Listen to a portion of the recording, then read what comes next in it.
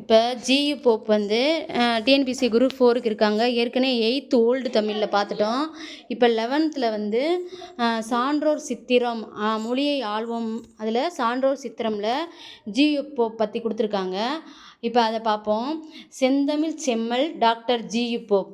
இதுவே கேள்வியாக கேட்பாங்க. செந்தமிழ் செம்மல் யாருன்னு? G U Pope. இவர் 1839ஆம் ஆண்டில் தென்னிந்தியாவுக்கு வந்தார். எப்போ தென்னிந்தியாவுக்கு வந்தார் அப்படின்னு கேட்டால் 1839.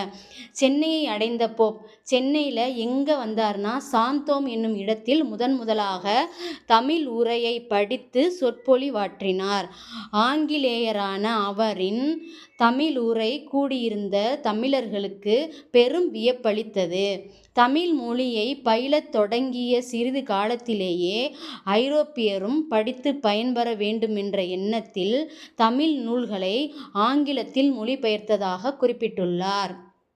இவர் ஐரோப்பியரும் படித்து தெரிஞ்சுக்கணுங்கிறதுக்காக தமிழ் நூல்களை எல்லாத்துலேயும் ஆங்கிலத்தில் மொழிபெயர்த்திருக்காரு.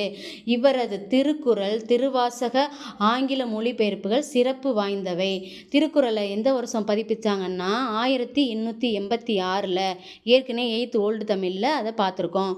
திருவாசகத்தை 1900 தமிழில் பதிப்பிச்சிருக்காரு, மொழிபெயர்த்திருக்காரு.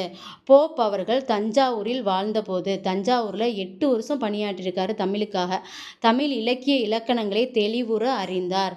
அப்போதுதான் தொல்காப்பியம், நன்னூல் முதலிய இலக்கணங்களை தெளிவுற அறிந்தார். அப்போதுதான் தொல்காப்பியம், நன்னூல் முதலிய பேரிலக்கண நூல்களை பாடசாலை மாணவர் படிப்பது எளிதன்று என்பதை கண்டு சிறிய தமிழ் இலக்கண நூல்கள் சிலவற்றை எழுதி வெளியிட்டார்.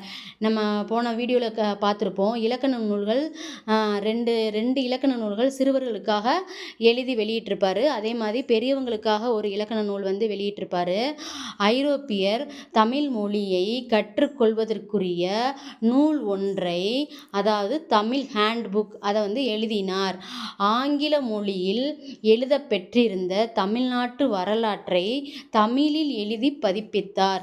பள்ளிக்கூடங்களில் பயிலும் மாணவர்கள் தாய்மொழி வழியாகவே அனைத்து துறை கல்வியையும் பெறுதலே முறையானதென்றும் அத்தகைய கல்வியே பயனளிக்கும் என்றும் போப் கருதினார். 70 ஆண்டுகள் தமிழோடு வாழ்ந்திருந்து எத்தனை ஆண்டுகள்?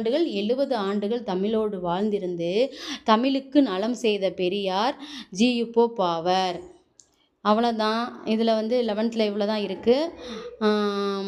ஜியு போப்பு 8th ஓல்டு தமிழ்லையும் 11th சிறப்பு தமிழ்லையும் இருக்குது. படிச்சுக்கோங்க. நன்றி, வணக்கம். வேறொரு தலைப்புடன் அடுத்த வீடியோவில் பார்ப்போம்.